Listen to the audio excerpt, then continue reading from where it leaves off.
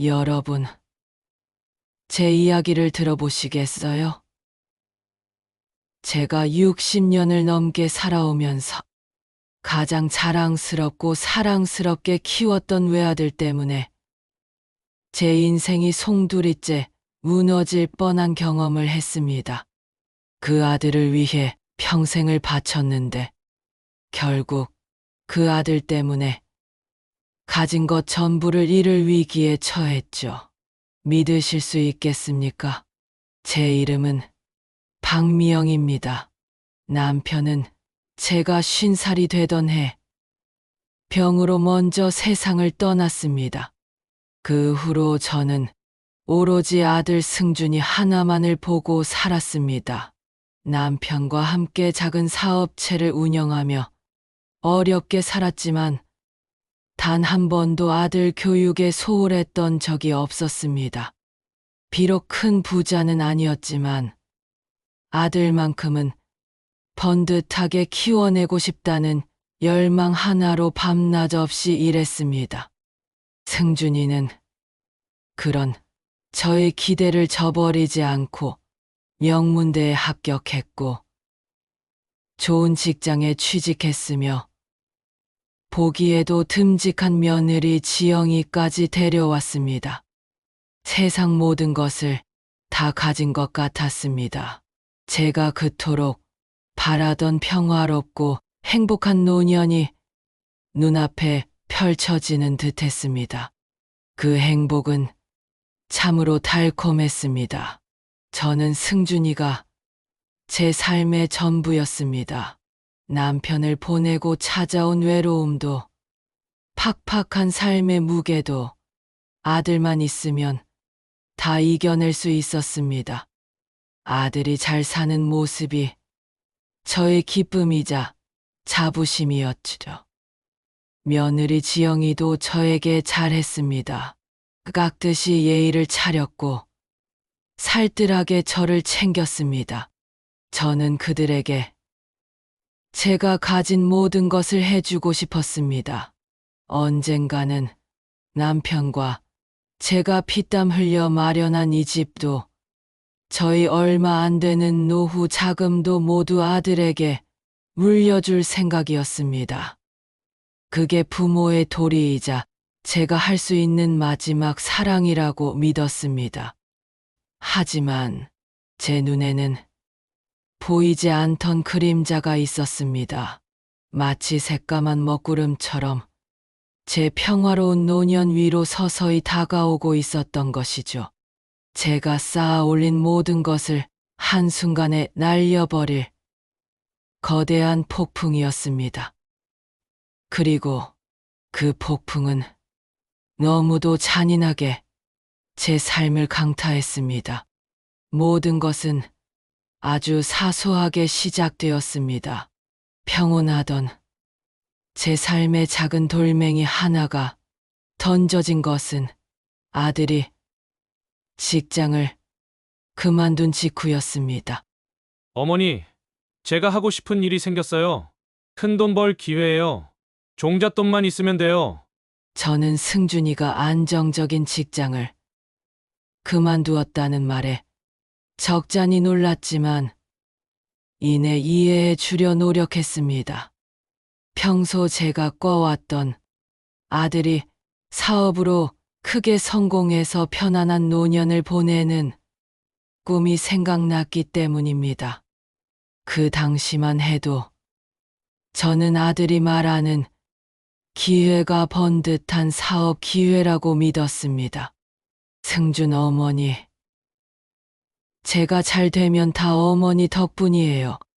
이 돈으로 딱 3개월만 투자하면 어머니 남은 인생 평생 편안하게 사실 수 있을 거예요. 그 말에 눈이 멀었습니다. 퇴직금에 남편의 보험금, 그리고 제가 평생 아껴온 적금을 깨서 2억을 마련해 주었습니다.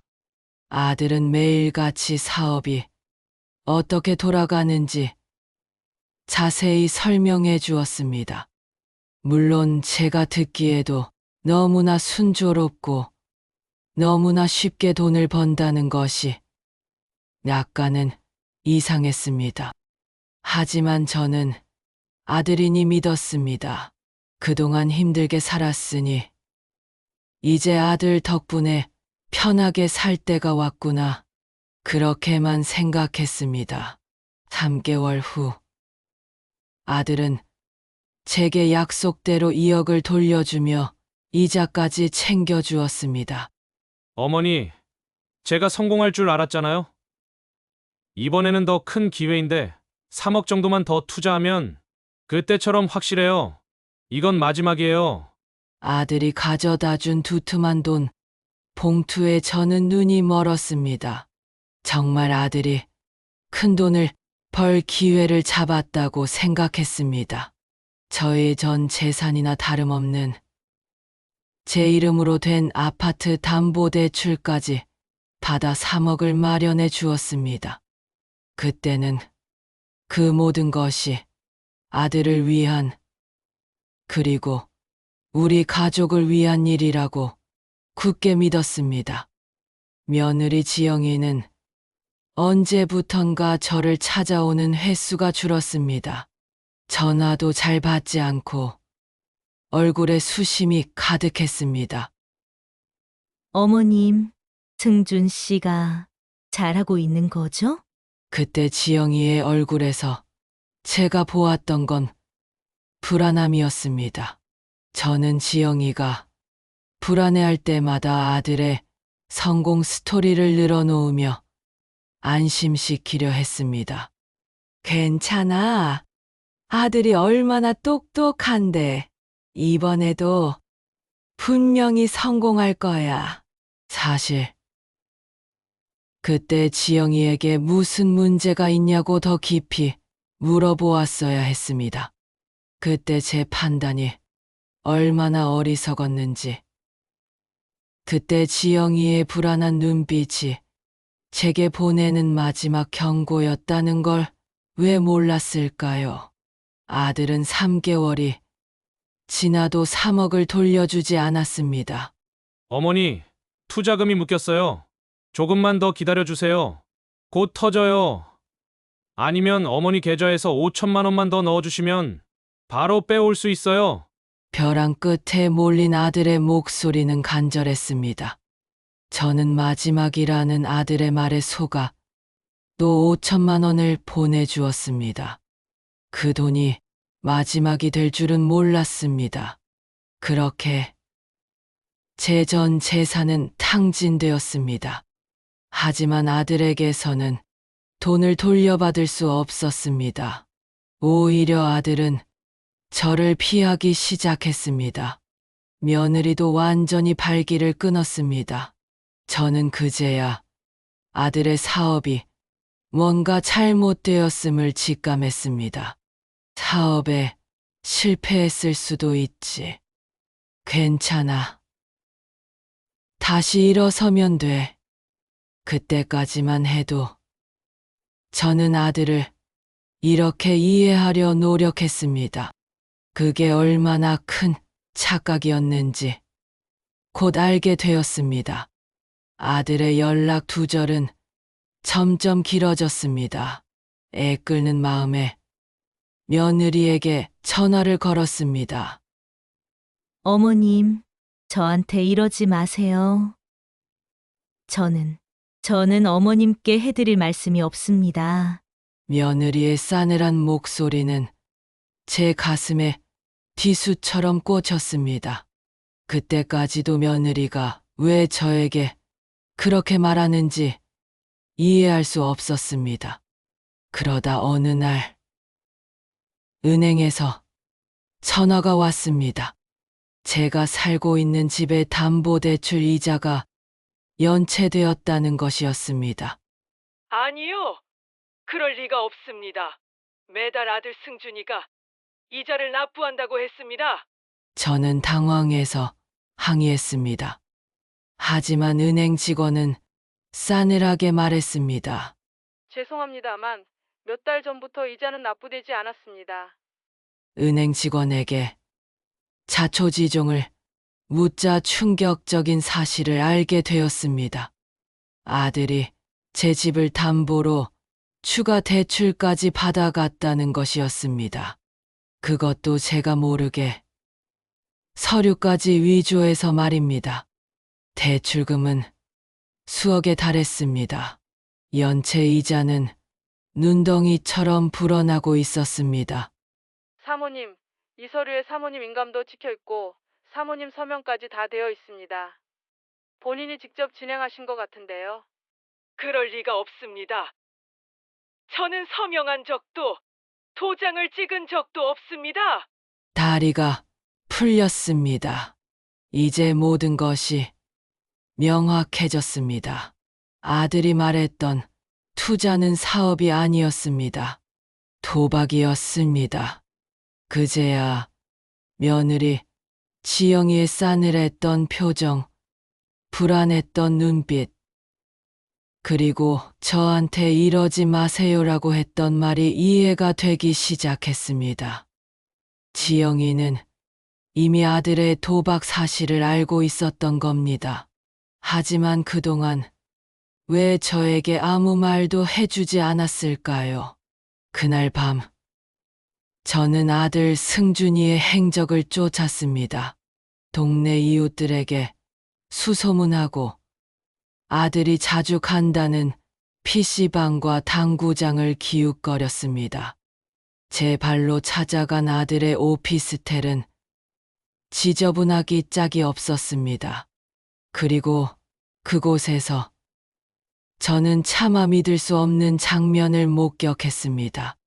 아들은 술에 취해 비틀거리고 있었고 옆에는 이상한 차림의 남자들이 앉아 있었습니다. 어머니, 제가 말씀드렸잖아요. 5천만 원만 더. 5천만 원만 있으면 본전 뽑을 수 있다니까요. 딱 한 번만 도와주세요. 승준아, 내가 미쳤구나. 얘가 어떻게 엄마 등까지 쳐 집까지 담보로 잡았다는 게 말이 돼? 아들은 제게 손찌검까지 하려 했습니다. 도박에 미친 아들의 눈빛은 제가 알던 아들의 눈빛이 아니었습니다. 저는 주저앉아 펑펑 울었습니다. 평생 자식만 바라보고 살았는데 결국 제 모든 것을 아들에게 빼앗기고 남은 건 뒷더미와 배신감뿐이었습니다. 집은 경매에 넘어갈 상황이었고 저는 거리로 나앉을 위기에 처했습니다.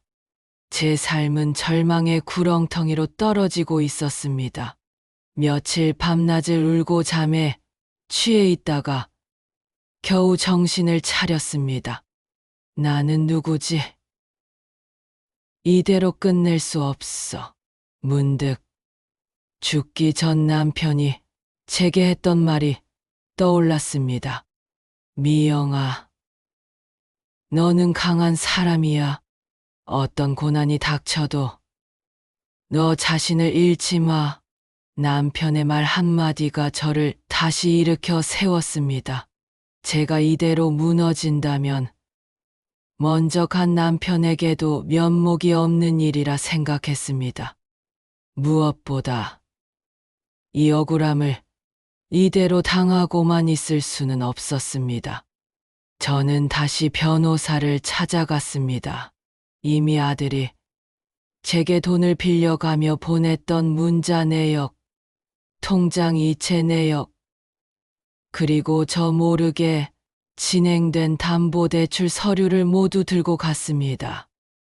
변호사는 제 이야기를 듣더니 고개를 절레절레 흔들었습니다. 사모님, 정말 심각한 상황입니다. 아드님을 상대로 사기죄와 사문서 위조죄로 고소할 수 있습니다.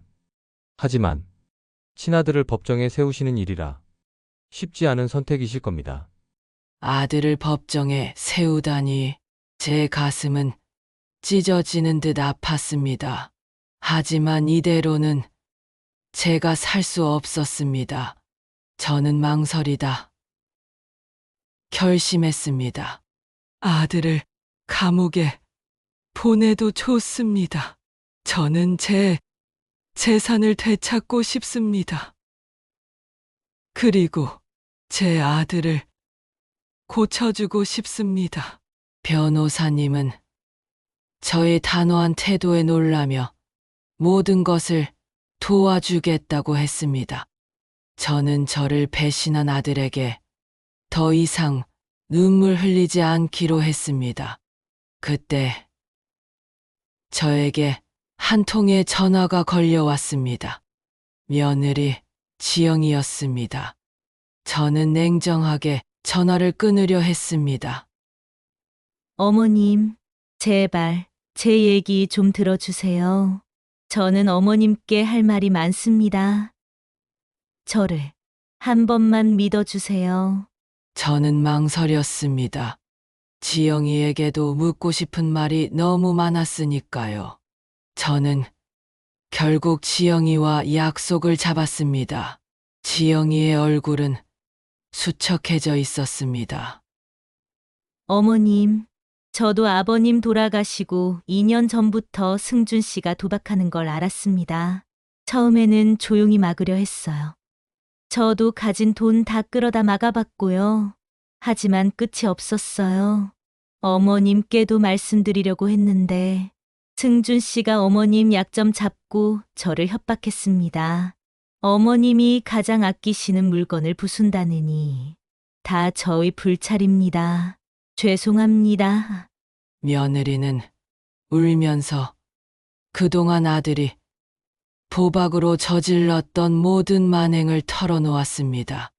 저를 속여 도박 자금을 끌었었던 일, 그리고 제가 모르게 진행했던 집담보대출과 그 과정에서 위조했던 서류들까지.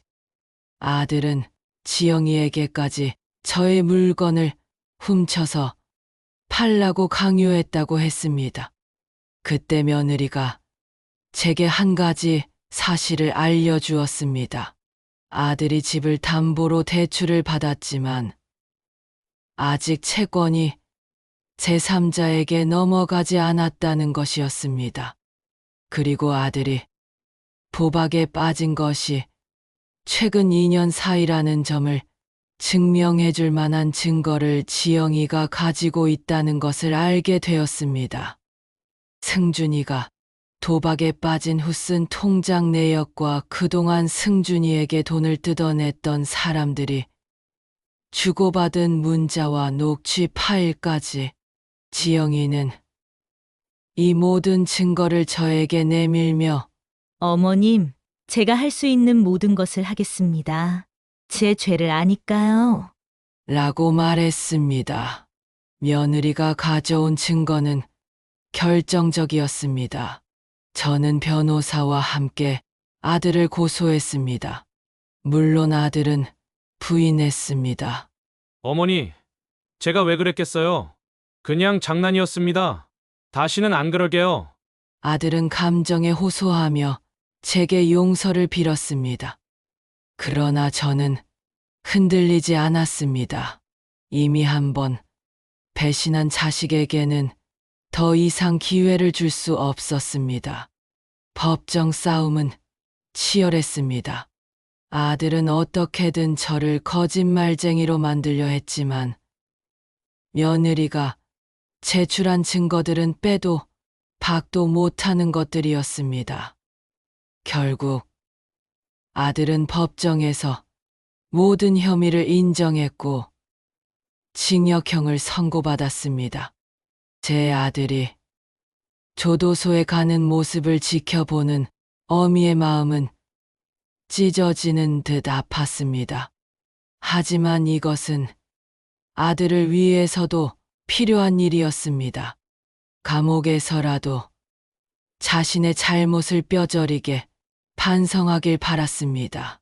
저는 며느리에게 고마움을 표했습니다.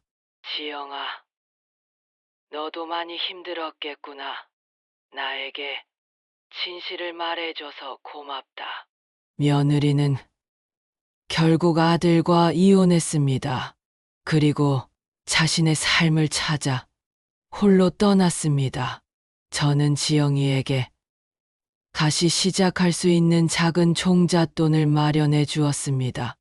지영이는 눈물을 흘리며 저에게 큰절을 했습니다. 어쩌면 지영이 또한 자신의 삶을 되찾은 것이겠죠. 법적 절차를 통해 저는 아들에게 빼앗길 뻔했던 집과 남아있던 일부 재산을 다시 되찾을 수 있었습니다. 도박 빚은 아들 승준이가 지게 되었습니다. 제가 진정으로 얻은 것은 재산뿐만이 아니었습니다. 잃었던 나 자신을 되찾은 것입니다. 그때부터 저의 새로운 삶이 시작되었습니다. 저는 평생을 오직 가족과 자식만을 위해 살았습니다. 하지만 이제는 저 자신을 위한 시간을 갖기로 했습니다. 가장 먼저 한 일은 남편과 살던 크고 낡은 집을 파는 것이었습니다. 그리고 그 돈으로 아담하고 아늑한 새 집을 마련했습니다. 이전 집은 아들과 며느리의 추악한 기억이 묻어 있었지만 새 집은 오롯이 저만을 위한 공간이었습니다.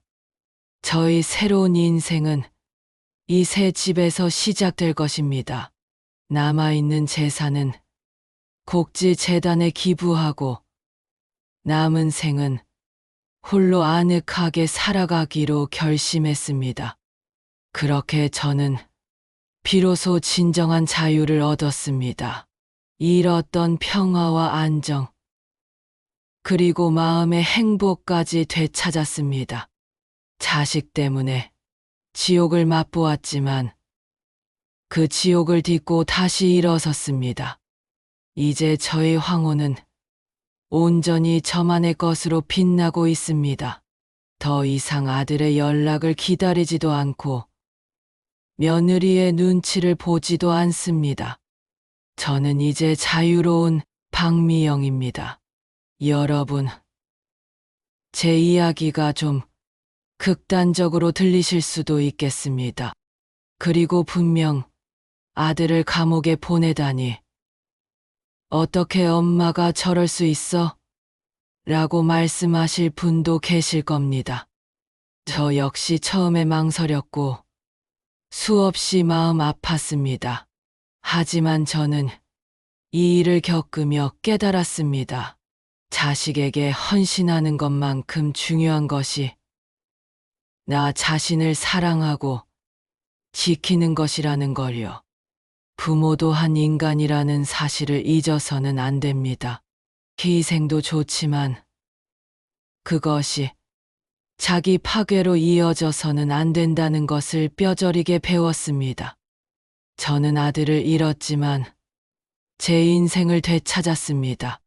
비록 가슴 아픈 과정이었지만 그 일을 통해 저는 비로소 진정한 나라는 존재를 마주하고 나를 위한 삶을 시작할 수 있었습니다.